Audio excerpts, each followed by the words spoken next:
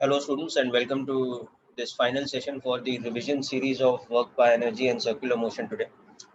So this is part of the assessment session where we'll be discussing specific JE level questions related to this particular chapter from class 11th physics. So let's begin.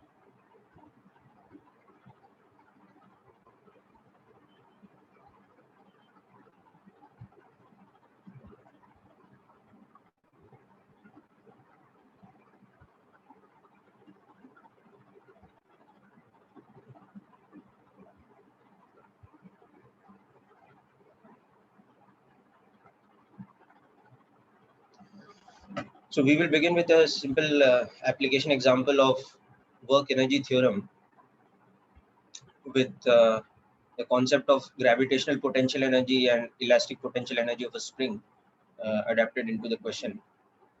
So let us look at this particular situation. So what we have here is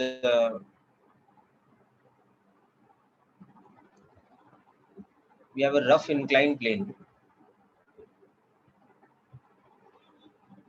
which is at an angle of inclination of 37 degrees with respect to the horizontal, and at the end of the inclined plane there's an ideal spring attached, which is of spring constant K, and from this position A, a block of mass m is released. Okay, so this inclined plane has a coefficient of friction mu, and also the distance of the block from the spring's tip is given to us to be d. So the given quantities for us here are angle of inclination is 37 degrees, acceleration due to gravity we are taking 10 meters per second square. The mass of the block is 320 grams, and the distance d is given to us as 4.8 meters. Okay. Now the block is released from the position A,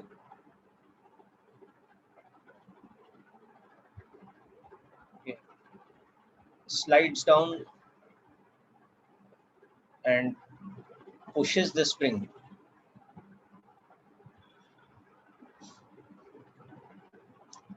to a maximum compression of 20 centimeters, okay, and then recoils. So the spring compresses and then again pushes back the block. So the block recoils because of the action of the spring. So recoils back through 1 meter, or you can say through a displacement of 1 meter up the inclined plane. Okay.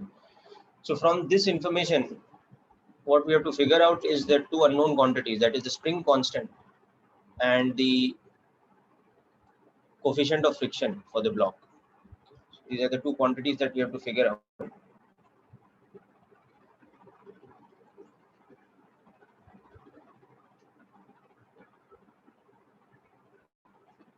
So I will just leave you to go through the question for a moment, then we will discuss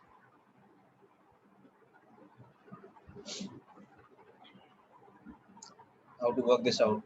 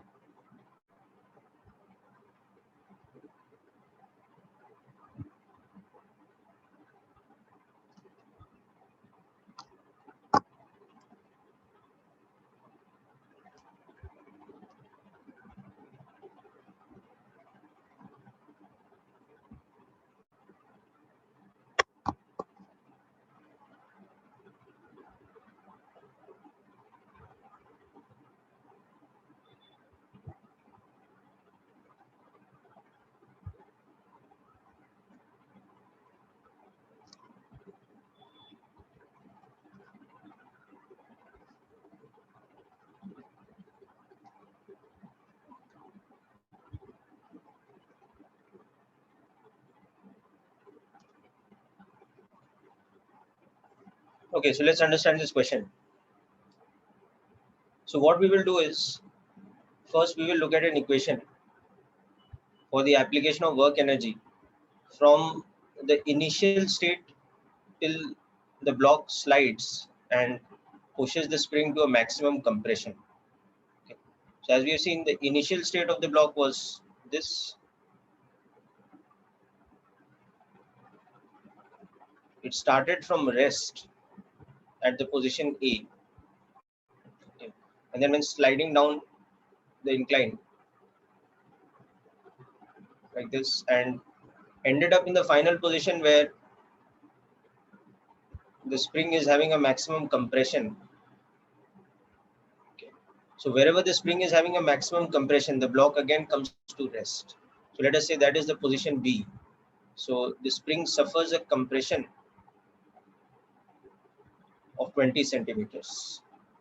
Whatever the natural length was, minus so much.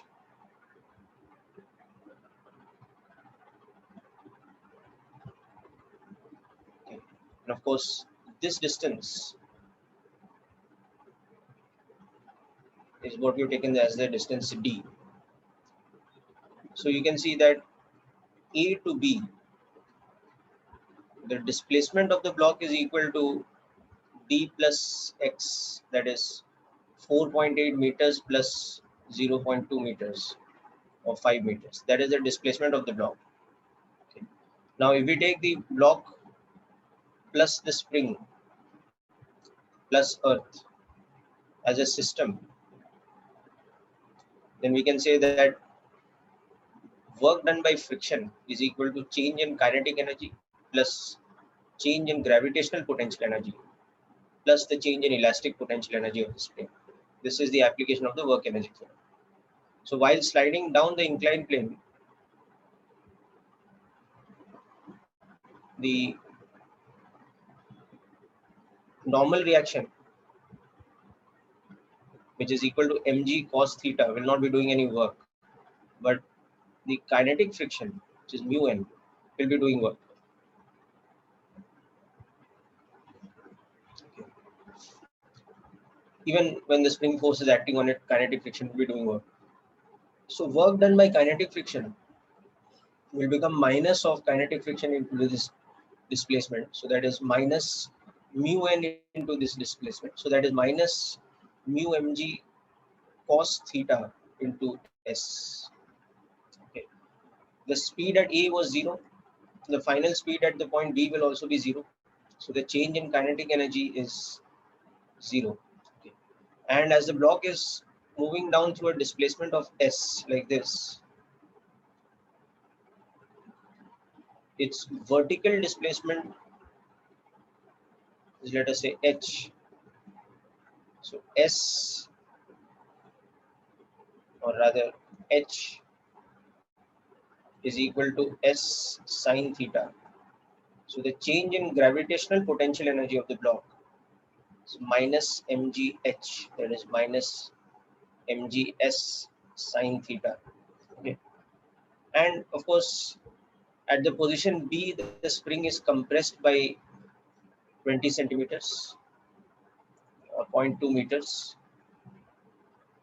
whereas initially the spring was having 0 compression. So the change in elastic potential energy of the spring becomes plus half k x square. So a statement of work energy theorem from above reduces to this, that work done by friction will become minus mu mg cos theta into s is equal to change in kinetic energy, which is 0, plus change in gravitational potential energy, which is minus mgs sine theta, plus the change in potential energy of the spring, which is so much. So now substituting the values, you can see s is equal to 5 meters. So h is becoming 3 meters and mg is equal to 0.32 kgs into 10. So 3.2 newtons. So we have minus 3.2 into 4 by 5 into 5 mu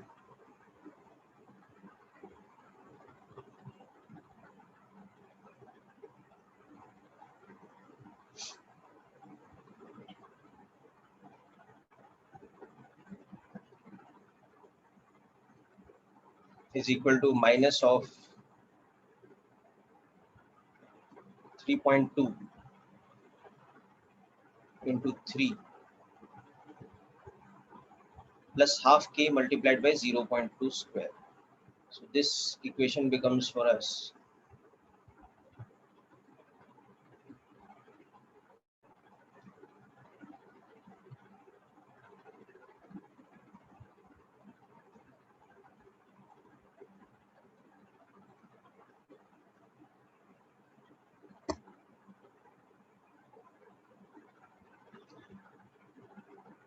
this becomes our equation 1.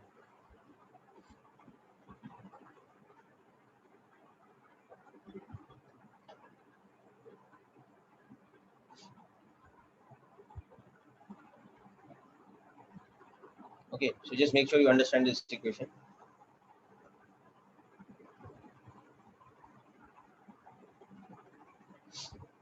So let's cover it from the top once more.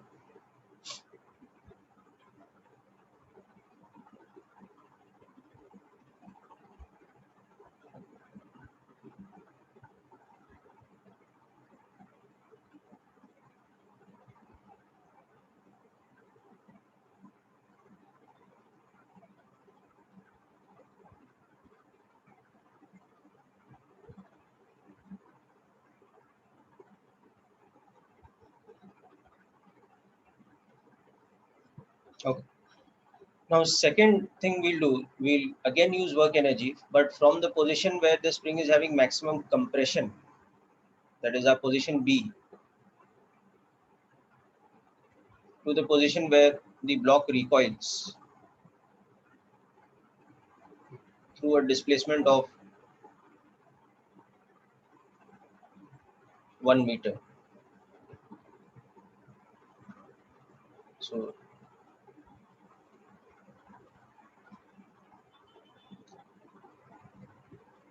from this position B, the block recoils and finally comes to rest, let's say at a position C, where velocity becomes 0. So the displacement from B to C is given to us as 1 meter. So again, applying work energy theorem from B to C, we can see the displacement of the block is 1 meter. Okay. And at C, the velocity is again 0. And the spring is coming back to natural length. So work done by friction is again change in kinetic energy plus change in gravitational potential energy plus change in spring's elastic potential energy. So this time the height through which the block is climbing will become 1 multiplied by sine 37. So that will be 0.6 meters. And the work done by friction, now as the block is sliding like this, the friction will be acting in this sort of direction.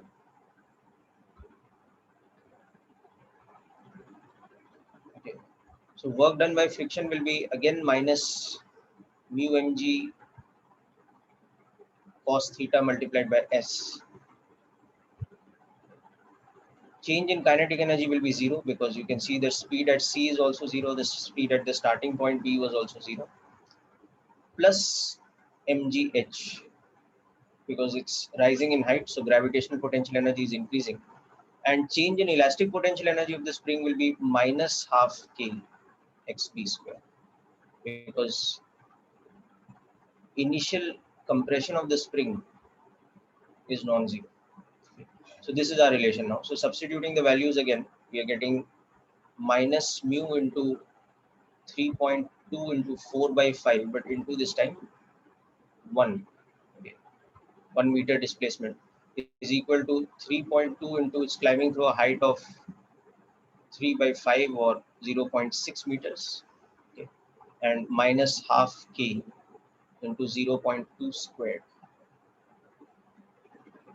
So this time our equation becomes, so it becomes minus 2.56 mu is equal to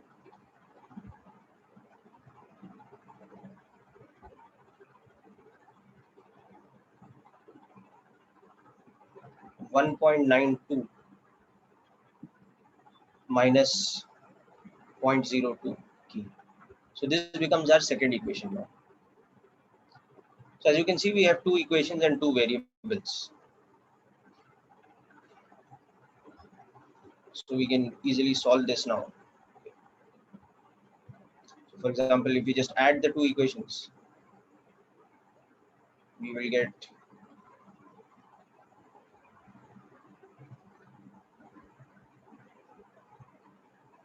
12.8 minus 2.56, that is 10.24 mu will come out to be, oh sorry, my mistake, we have to add them.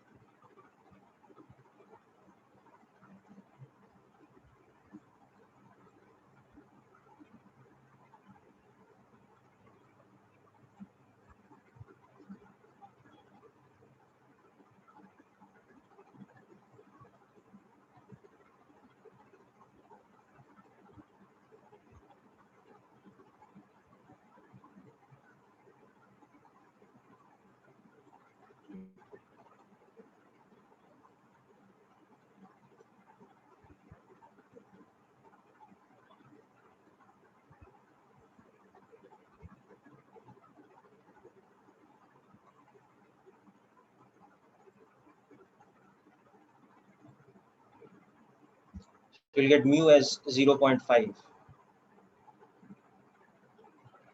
The coefficient of friction will come out to be 0.5.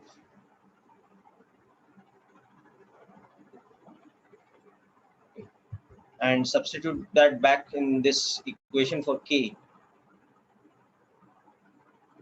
So substitute in equation 2, for example. So we get k as 1.92 minus, or rather plus 2.56 into 0.5 divided by 0.02. So that will give us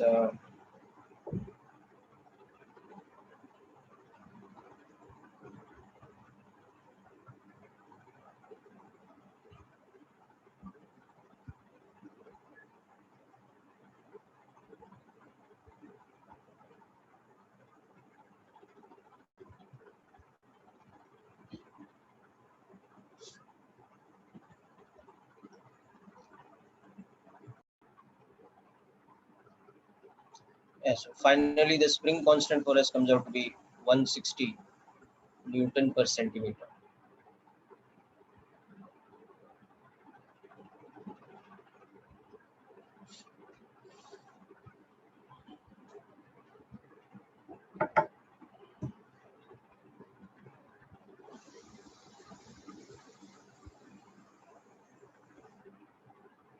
Okay, so this was one of the questions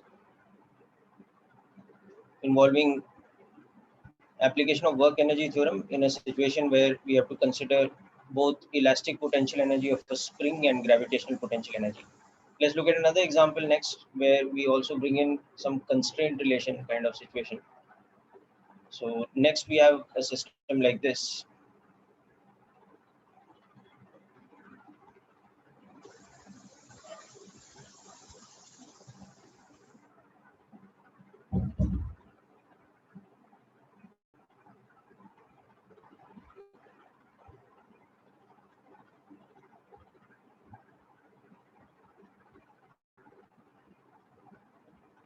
So an ideal spring which is massless is connected to a massless pulley suspending it from a ceiling like this, and we also have a thread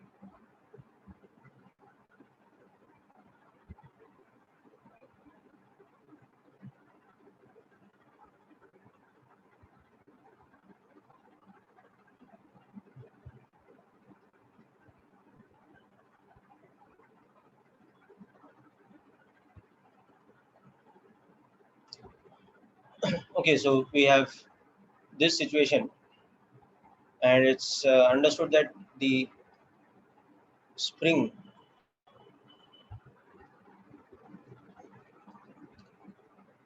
and the pulley are both massless. The pulley is also a smooth pulley.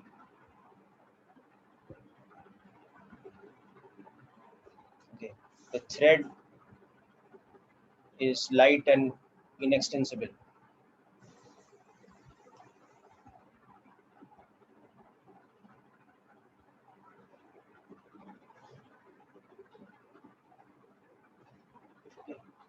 So the block is released from rest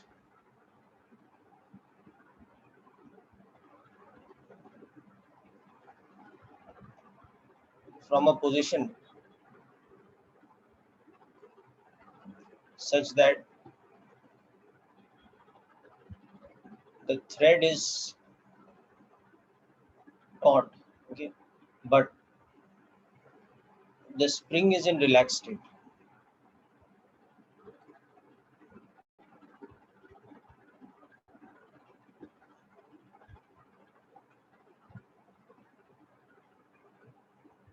So we have to find the speed v of the block as a function of the extension of the spring x.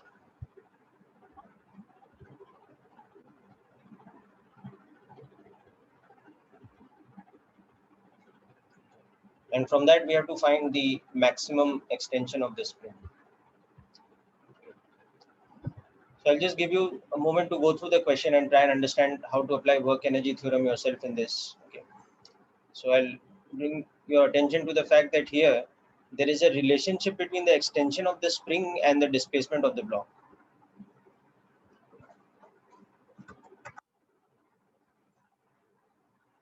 Hello या अभिषेक मैं या hello अभिषेक बोलो hello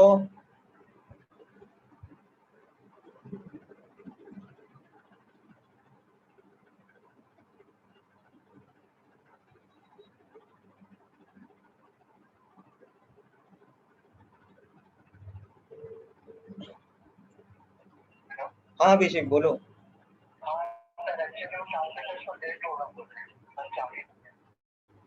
अच्छा नहीं मैं अभी zoom lecture में हूँ मैं नहीं आ पाऊंगा पूछो कितने बजे आ रहे हैं और क्यों इतना लेट कर रहे हैं वो लोग अच्छा कितने बजे आएंगे वो लोग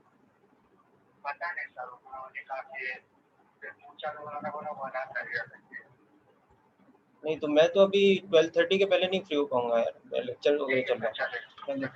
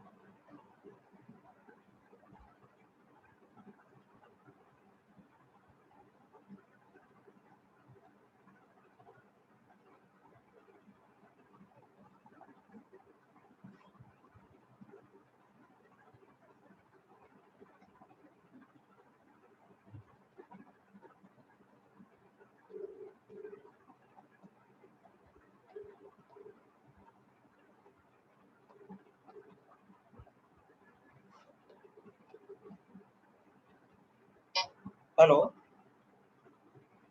Hello. Yeah, can you hear me? Yeah, your voice is coming very faintly. Yeah.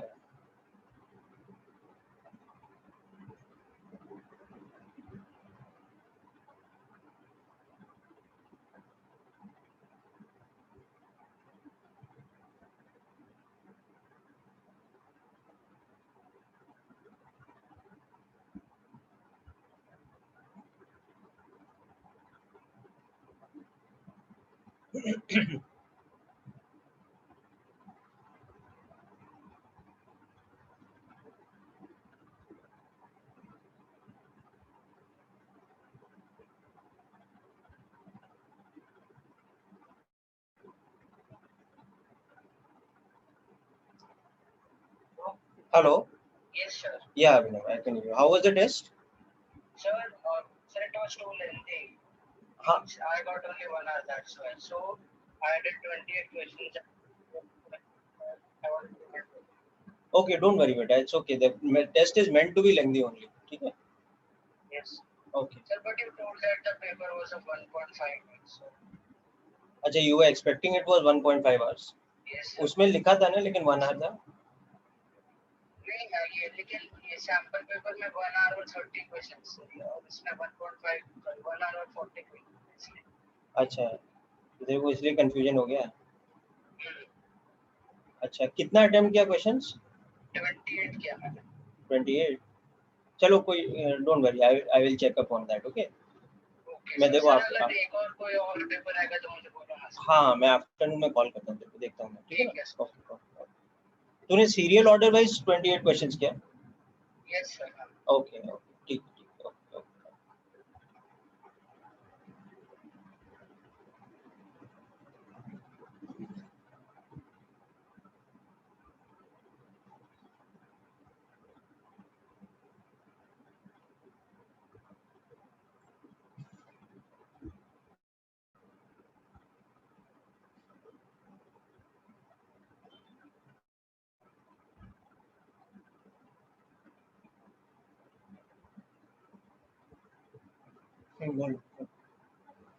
हाँ.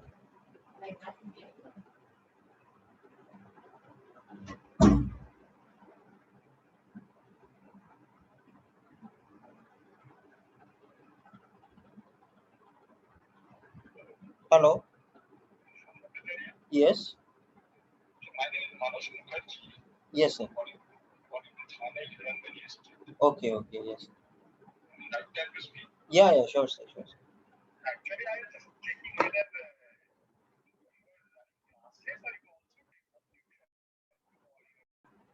Okay, students, let's understand this example. So, what the first thing you have to understand in this question is that the displacement of the spring and the displacement of the block, they have a relationship which is a constraint. because the spring is attached to the center of the pulley and the thread is going around the pulley. So there is a constraint relation between these two displacements.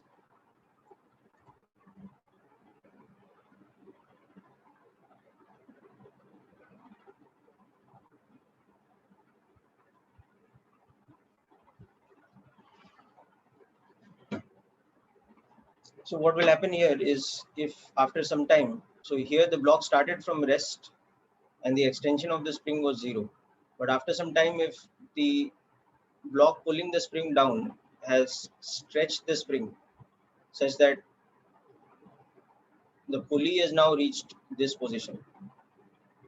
So whatever is the displacement of the spring or the extension of the spring, that has become the displacement of the pulley.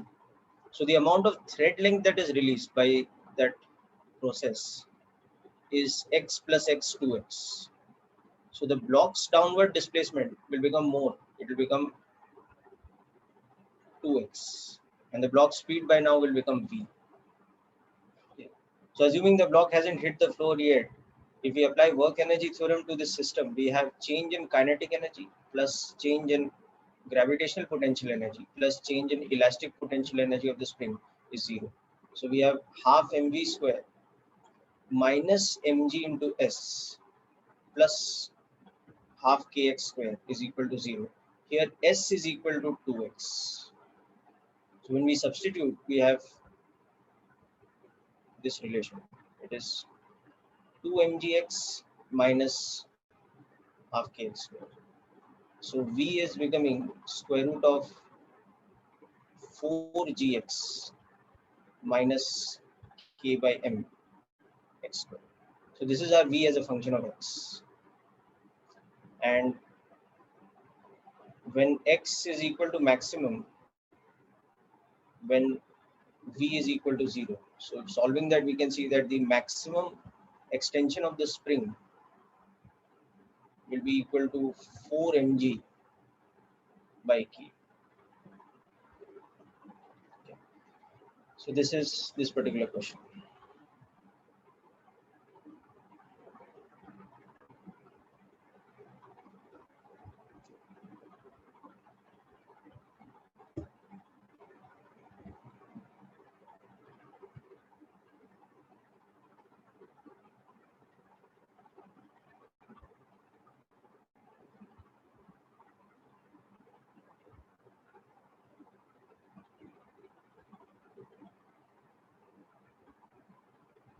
Okay, next example,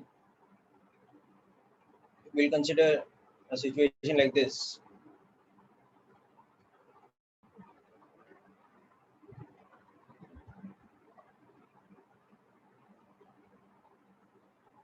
Two blocks placed on a rough surface.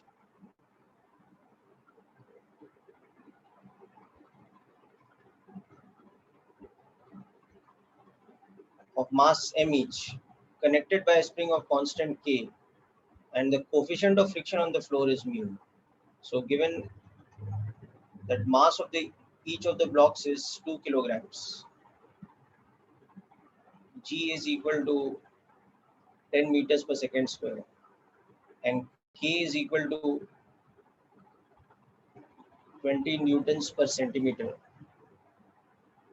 Mu is equal to 0.5. Now initially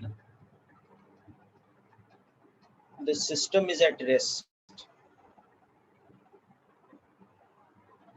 with the spring relaxed.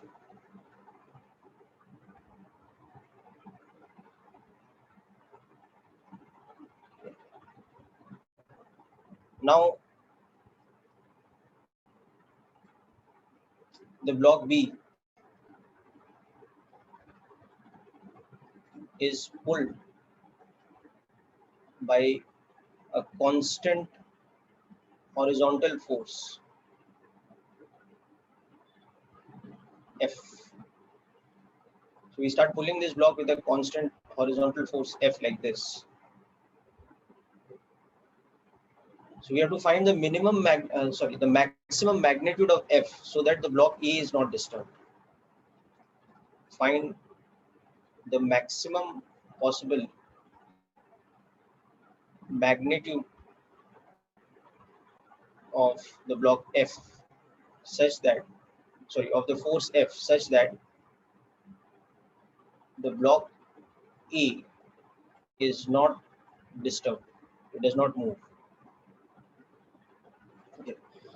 So again, I'll leave you with a minute to go through the question and we'll discuss the application of it.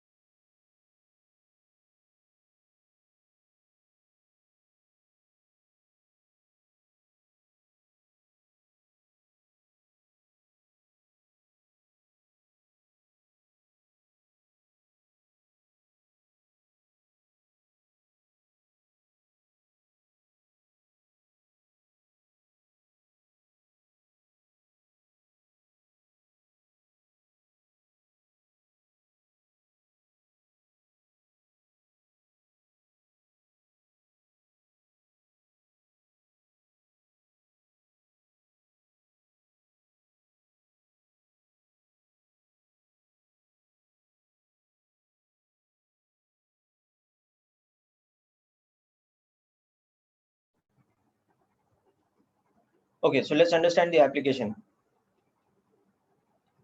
So here, if we assume that the block A has not moved,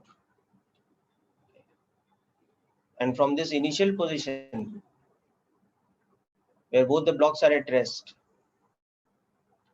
and the spring is at natural length, so x is equal to 0 for this spring, then we start applying this force. So after some time,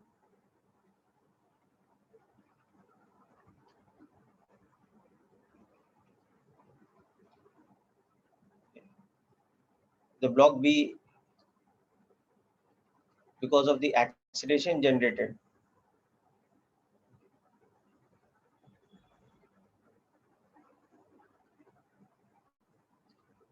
the block B has moved through a distance x.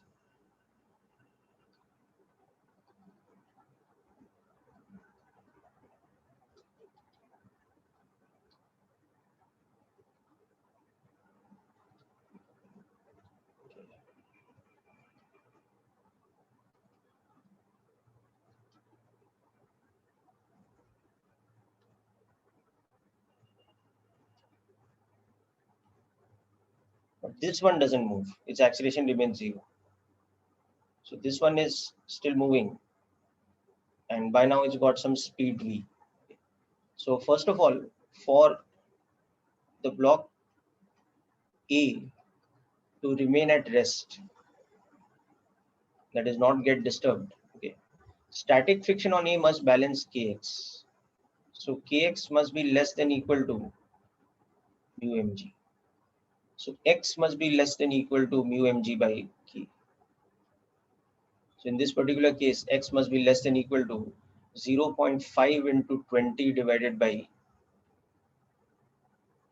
20, or x must be less than equal to 0.5 centimeters. Okay. Now for block B,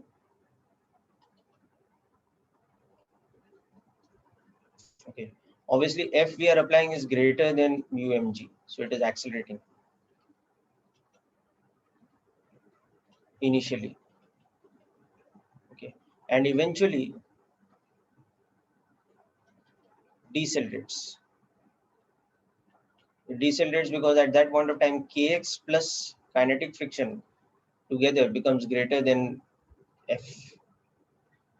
Initially it accelerates because F is greater than mu mg plus kx for some time. So basically at the maximum extension point,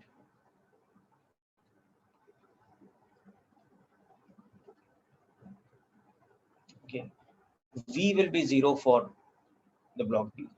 So the block B would have come to rest. Wherever it is reaching the maximum displacement point,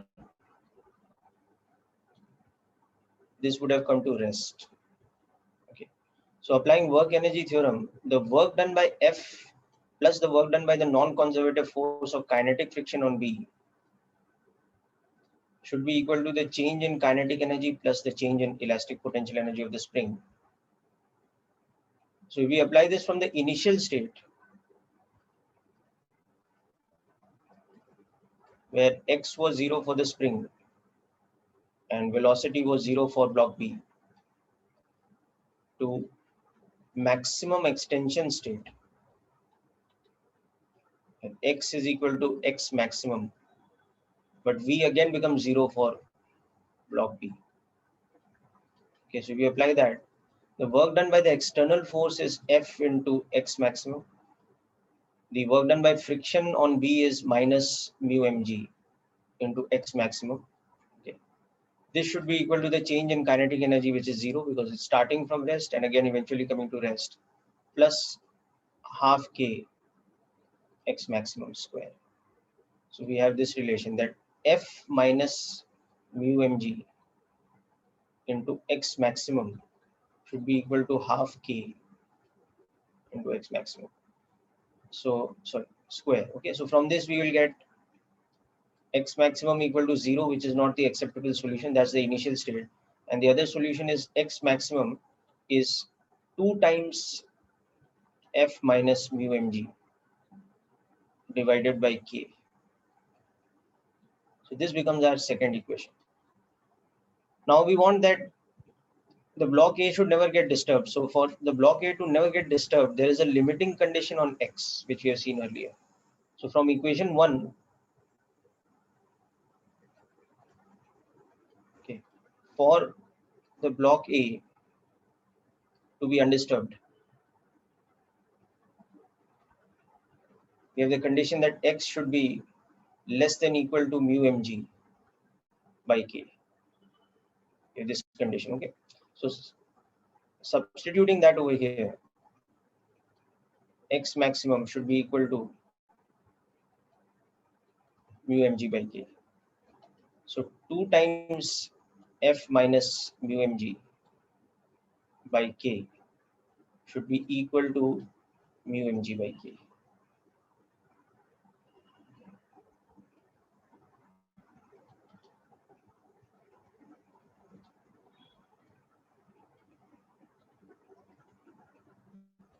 So F should be equal to,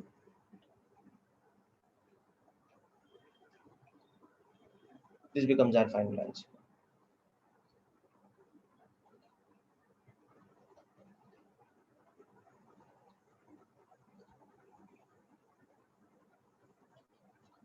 Okay. So what will happen is when we apply a maximum, when we apply a constant force of 15 newtons, okay. So the conclusion is for F is equal to 15 newtons. Okay. X maximum for the spring will become mu mg by k, which was equal to 0.5 centimeters. And at x equal to x maximum, velocity of the block B will become 0, and static friction acting on E will just about become equal to mu mg. So the acceleration of the block A still remains 0.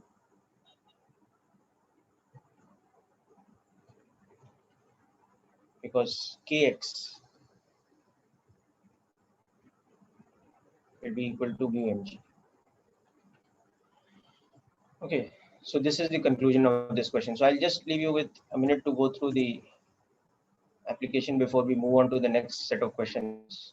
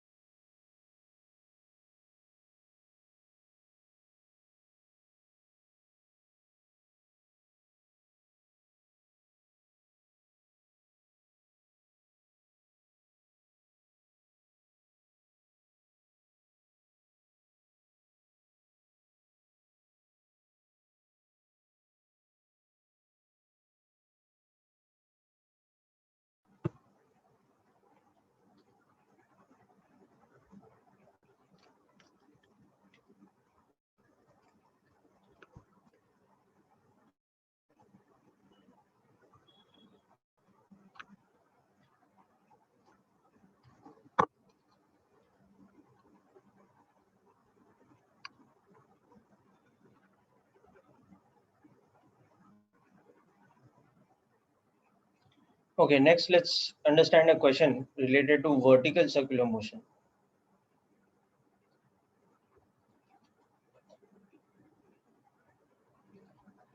Okay, so in this next example,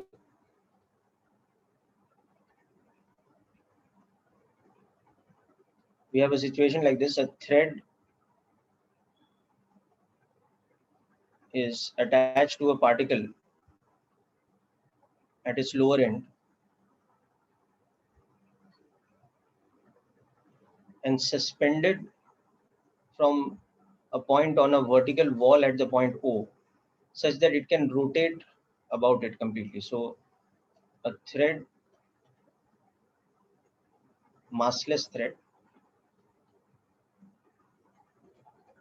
of length L is suspended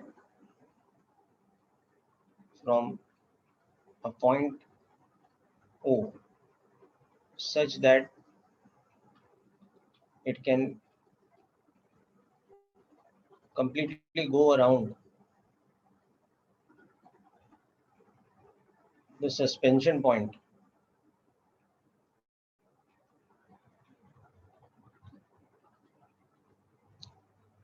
in a circular motion.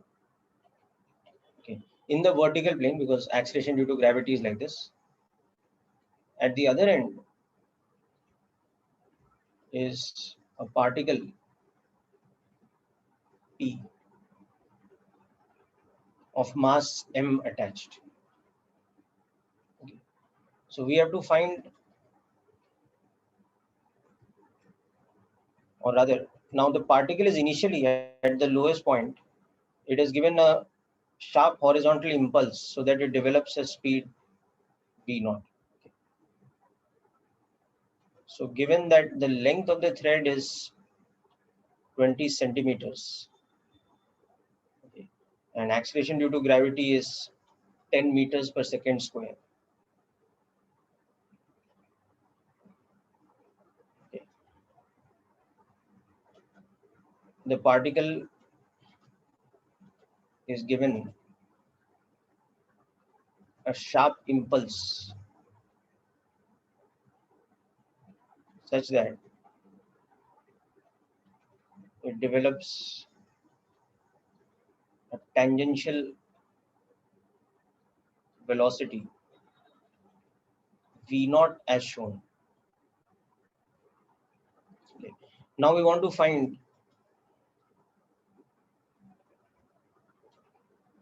the minimum tension, okay, and the maximum vertical displacement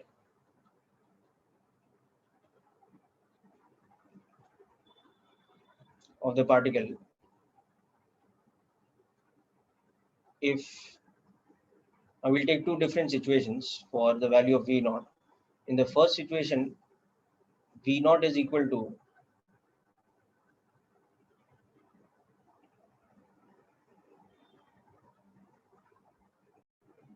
we'll take v naught to be 3 meters per second. And second situation, we will take v naught to be 2 root 2 meters per second. This is approximately,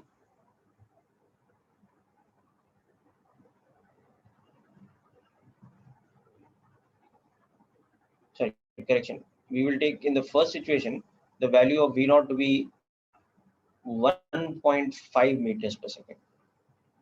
In the second situation, 2 root 2, which is approximately 2.8 meters per second, I guess. Okay. So I will just leave you with a minute to go through the question and understand. We will discuss.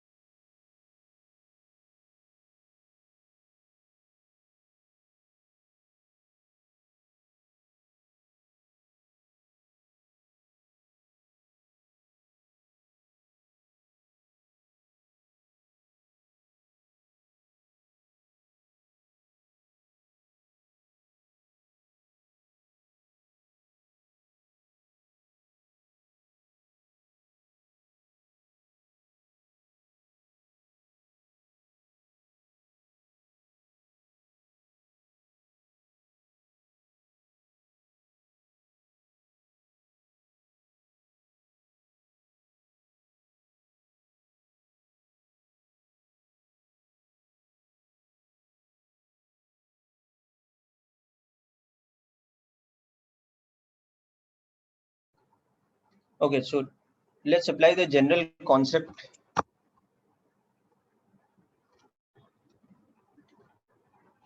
So let's go over the general concept for these type of questions once more. So I'll just revise through the vertical circular motion limiting conditions, okay, before we attempt this question.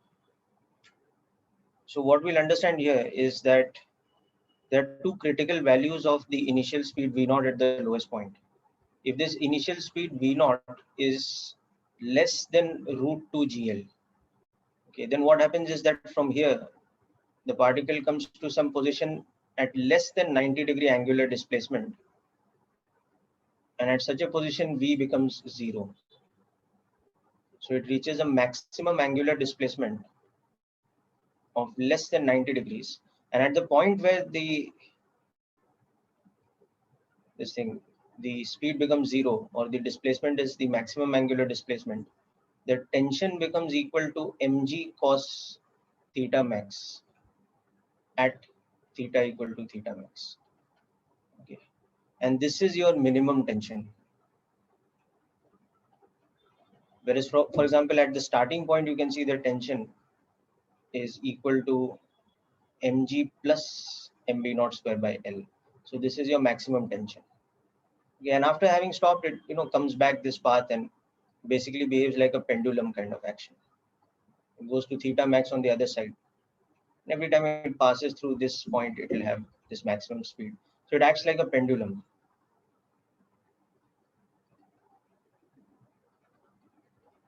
So this is one important case. If we take V naught exactly equal to root 2 GL, then your maximum theta becomes exactly equal to 90 degrees and tension becomes 0 at theta equal to 90 degrees. Momentarily, the tension becomes 0. So it behaves like that kind of a pendulum. Okay. But on the other hand, if our V naught is greater than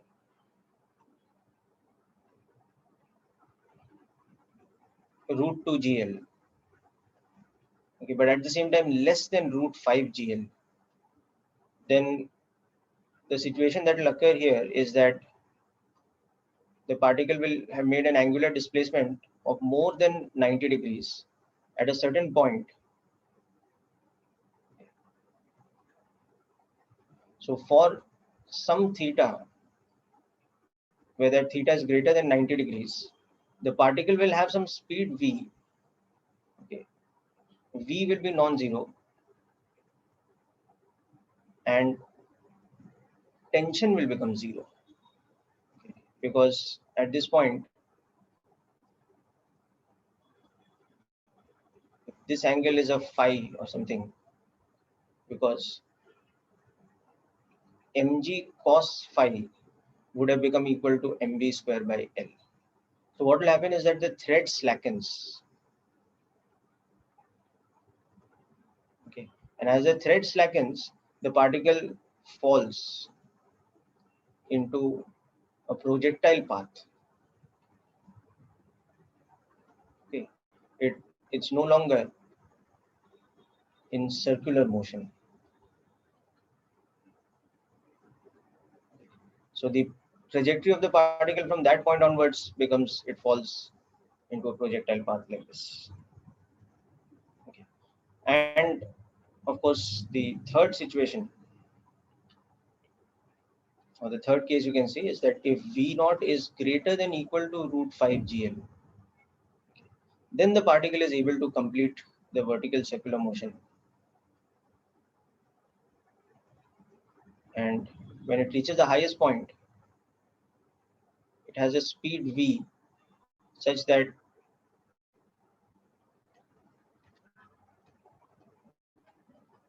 at the highest point the speed v is greater than root gl. So the tension is greater than 0, greater than equal to. So it completes vertical circular motion. Okay. So these two critical values of root 5 gl and root 2 gl have to be understood so that we can gauge a given question like this. So for example, in the question that we are taking up here, the length of the string is given to us as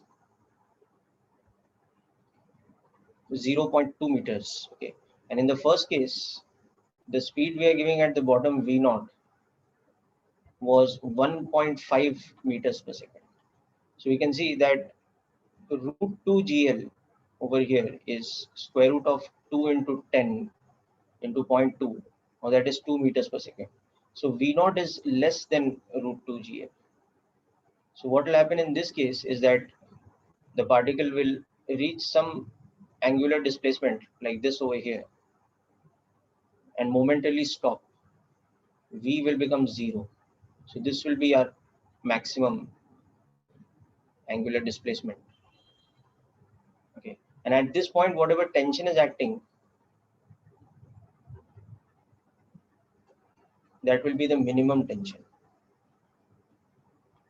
Okay. So next up, we want to calculate that. So we can see that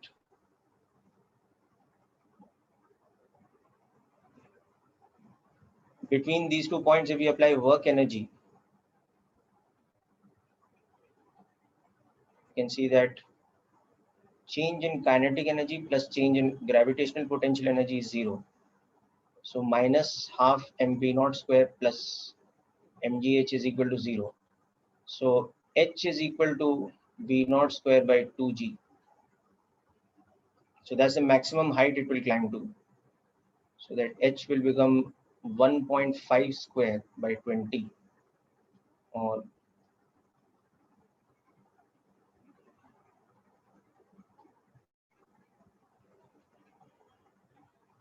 11.25 centimeters will be the maximum height it will climb to. Okay. And also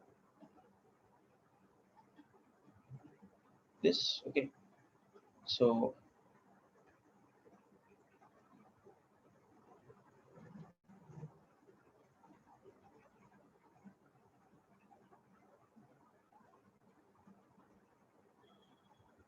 theta will become cos inverse of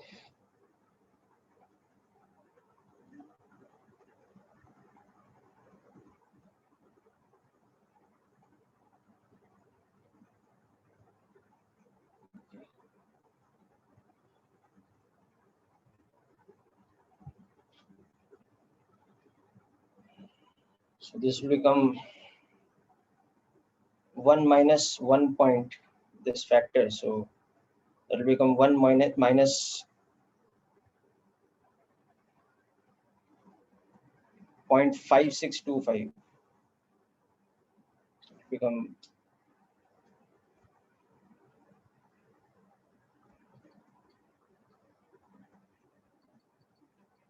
or approximately cos inverse 0.44.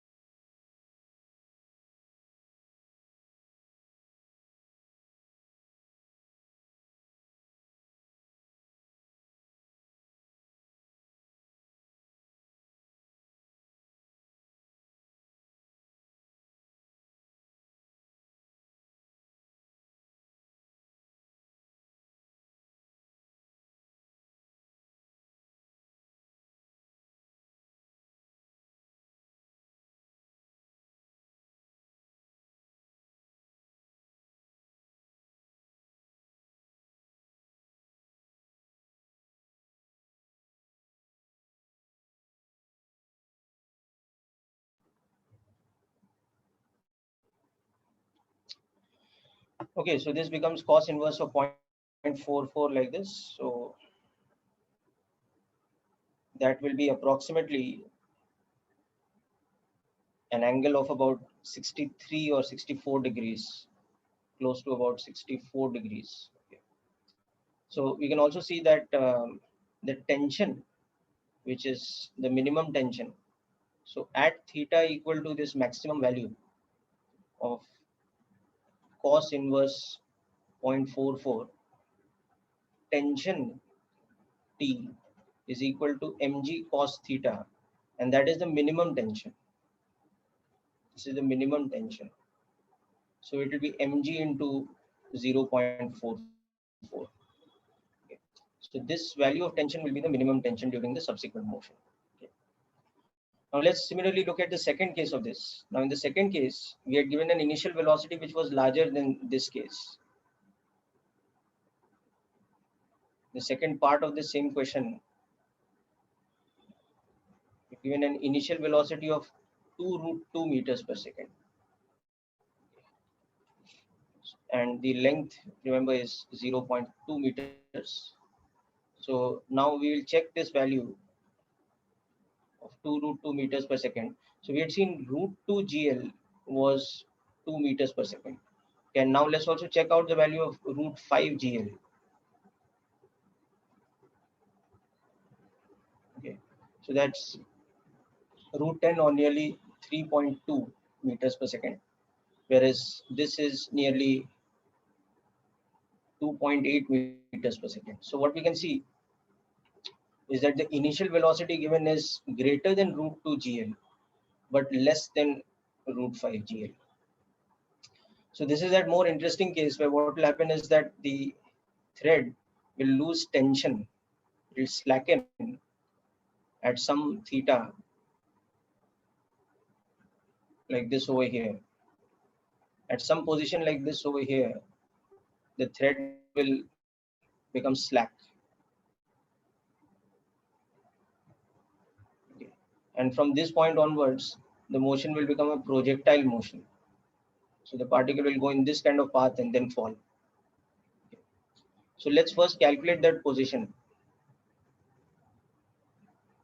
So let's take this angle to be phi, which is basically the complement of theta.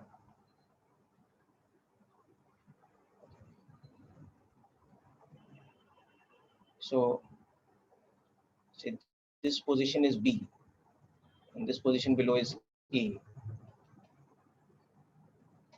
So at the point B, theta greater than 90 degrees, tension is becoming zero. The thread slackens. Okay. So the minimum tension is now zero for this case. That's something we know. Okay. Now also, because tension is becoming zero, so mg cos phi should be equal to mv square by L. Okay. And then applying work energy A to B, change in kinetic energy plus change in gravitational potential energy is zero.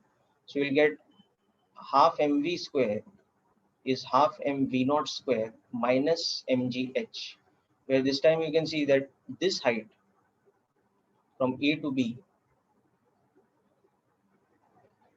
okay, this height is going to be L plus L cos phi. Okay. So when we substitute the values here, we get this relation that V square is equal to V naught square minus 2gh, or V square is equal to V naught square minus 2gl into 1 minus cos phi. So this becomes our second equation, whereas this was our first equation.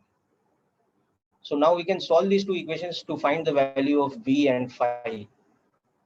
But for us, the more important value will be phi. So we can see that V square from the first equation is GL cos phi, and from the second equation is equal to this value. So ultimately we'll get this. Okay. And in this we can substitute our V naught as 2 root 2 and L as 0.2. Okay. So this becomes 3 into 2 cos phi is equal to 8 minus 2 into 2. So we have 6 cos phi is equal to 4, or phi becomes cos inverse of 2 by 3. Okay, that is cos inverse of 0.67, which is approximately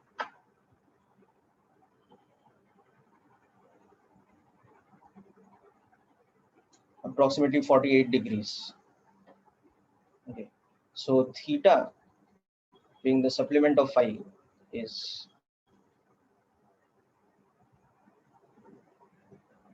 approximately 132 degrees or like this. Okay, so okay. So now from this we can see that at the point where the thread loses the tension, okay, the speed v is like this. Okay, so from here it goes into a projectile motion. So at the highest point of the projectile motion, the speed will become v cos phi. Okay. Whereas where it had started the motion from, the speed was v naught. So now we wanted to find the maximum height to which the particle will climb from where it started below.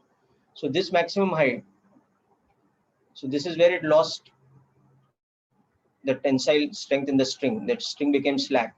So B to C is projectile motion. Okay. So now instead of doing B to C, actually we can also do one thing. We can apply work energy theorem from A to C. So A to C also change in kinetic energy plus change in gravitational potential energy will be 0. Okay. So you can see that half m v cos phi whole square, okay, minus half m v naught square plus mgh should be 0. So we'll get the value of this height to which it climbs as v naught square minus v square cos square phi divided by 2g. Okay. Now coming back to our earlier thing, we had seen that v square, okay, v square was equal to gl cos phi. Okay. So v square was equal to, okay, this much. So 4 by 3. Okay. So v square cos square phi will become 4 by 3 into 2 by 3 whole square.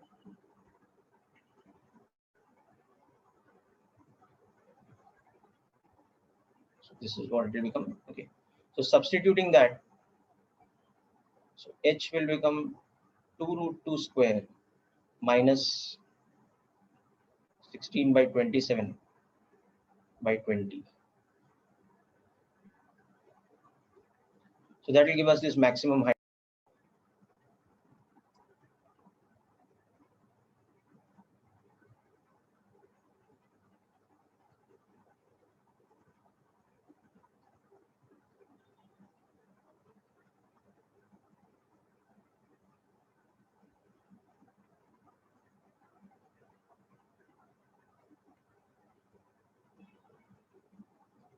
Okay. So the maximum height it climbs to is going to be approximately 37 centimeters. But remember, as it's climbing to this maximum height, part of the journey is happening by circular motion till the string loses its tension, and part of the journey is happening by projectile motion after that. Okay, so this sort of application is another important aspect of work energy theorem. Okay. And there have been several instances of questions in JEE which are based on these kind of applications.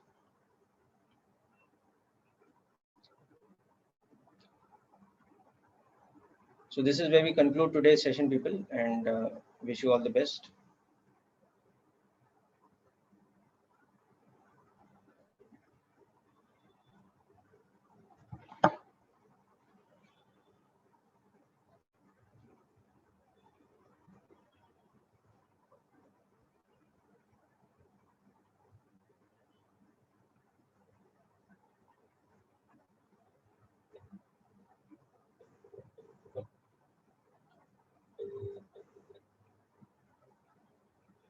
Hello.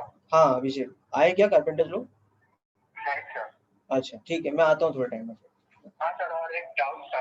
हाँ बताइए। Sir, एक parent उसके student को talent में join कर रहा है। अच्छा हाँ हाँ हाँ, तो उन लोग को लाइक डाउट सेशन के लिए चाहिए था। हाँ हाँ, उनका ना मेरे साथ मीटिंग फिक्स कराइए, मुझे बात करना पड़ेगा।